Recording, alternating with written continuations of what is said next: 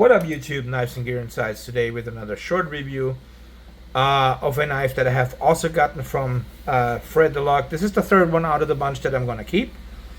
And this is the TacRay Horn. And this is a little a different knife, like a little more unusual design. Front flipper, and you got your little, whatchamacallit, fuller cut out or cut in or whatever you want to call it. Not very sharp on the edges, unfortunately. I wish it was a little sharper so it would be easy to grip. Nonetheless, you can do, depending on sometimes, I mean, yeah, here, so you can see I can get the reverse flick done. It's just a little getting used to it. The front flipper, however, works perfectly fine. I have no problem using the front flipper at all. The roll works great on this one. It's smooth action. It's full titanium here, titanium backspacer, titanium pocket clip. And I think the only negative I have about this knife is the clip. I know this is a short knife. I know this is a small knife, but I wish the clip was longer. You don't really say that often, but this clip is so freaking stiff. And it's such a pain to get it in the pocket, in and out of the pocket. For me personally, like I use, like I said, I use, you know, when I go to work, I have thick jeans, and this is so hard to get in and out because it's so stiff. So I wish there was an option to get an easier to use pocket clip, but unfortunately there's not, because this is also, again, a screwless clip. The screw will be in the back, so you don't have no access to it. Which is a bummer, but overall, I mean, I still like the knife. I still fidget with it. I really like it. The blade steel, ZDP 189, which is that super hard Japanese type steel, which is super slicey. I mean, I did not expect it. I like the belt, the hand rub finish on here. I really like that finish on this blade. You got a liner lock here. Really good. Overall, it's a little chunky, a little thick, but it's contoured, so it's good in the hand. It's comfortable. It's more of a 3-finger or 3.5-finger knife than anything, which is unusual for me to like actually a knife like that. But then again, I like the Lander too. The Lander is one of my favorite 3 or 3.5-finger knives, and this one is like close second when it comes to that. It's really comfortable to hold, and hardware wise, you got two screws, two body screws with T6s. You got pivot with T8s. A little bit unusual design overall, but I really like this. I mean, when you look at it, it really looks nice. You have hardly any billboarding, only here the brand, the blade steel, and that's pretty much it. You don't have any other branding on it, and it's a little bit heavier. But yeah, but then again, it's a really small knife too. So let's do some size comparisons here real quick. Again, I mean, you can see here against the Equibic, it looks like tiny. Against the Kaiser Hawk, you'll see the same thing, very small. Then here, the, what is it called?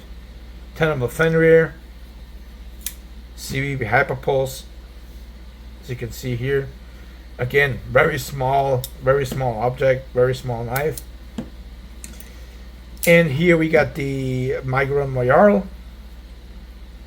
And then against the Navs Lander, as you can see, the Navs Lander, this is the first knife that is pretty similar to the Lander in size. It's still a little bit bigger, not by much, but you can see they're very close in size. And this is, like I said, this is my second favorite small knife, which is, like I said, really rare for me to like in this. But I'm a sucker for front flippers. I had to get used to this kind of odd reverse flick a little bit, but it works. I can get it done. I definitely like the roll and everything on this. And the blade still, I mean, this is like sharp as hell. So this works good, and I'm really liking this different. I'm not even sure what you call this blade shape, but these angles on here, it just makes this knife look really nice. Give you guys a measurement here on this one real quick. So we got a overall length of about 6 and 5/8. You got a blade length of, what is that? 2 and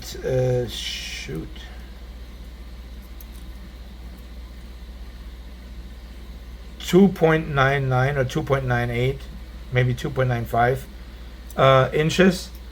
You got a cutting edge of what is that? 2 and 13/16, so definitely under 3 inches. Definitely a knife you can travel with. So if you travel a lot, this might be the knife for you. The thing is, I don't know where you can get it. Okay, I've looked on their website. The website is down. I haven't seen it. You might be able to pick it up on a secondary market. I will link the website, the link to the manufacturer in my description. But I have no clue where else to get it. I don't know. So this is a more little rare knife, which is kind of cool. Like I said, it's a little heavy for its size, but so it's at 3.8 ounces, makes it quite heavy for the small size. Yeah, definitely.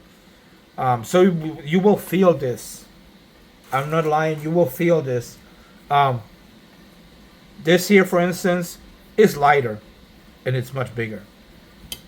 So just to let you guys know, it's a little bit heavier, but it's also got a thick blade stock actually.